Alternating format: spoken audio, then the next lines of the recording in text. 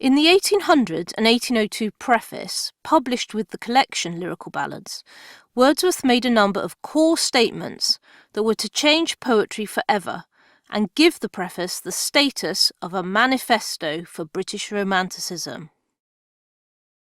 One of Wordsworth's most famous statements, in the 1802 preface, is his definition of the role of the poet.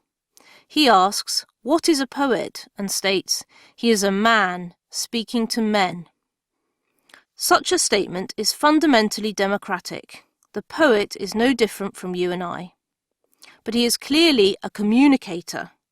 Wordsworth defines him as someone who speaks rather than writes. In an age when poetry is the highest literary form, dominated by male writers, he is also, of course, a man. As well as aiming to speak directly to all, Wordsworth also chooses as his subject the everyday man.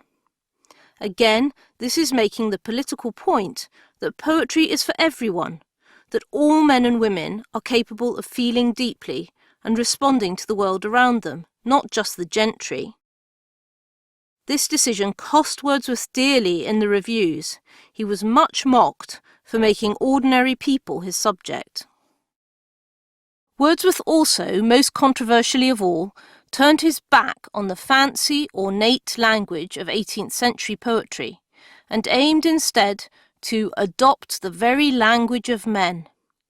He claimed to be writing poetry as close to ordinary speech as possible.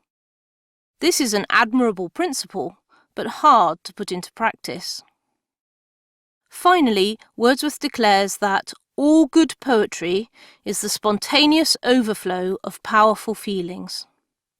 This famous phrase initiates and sums up British Romanticism. Poetry is not about imitating the classical writers, it is about what you feel inside. This statement marks a major turn, from which there is no turning back, to an expressive poetics, which we still essentially believe in today.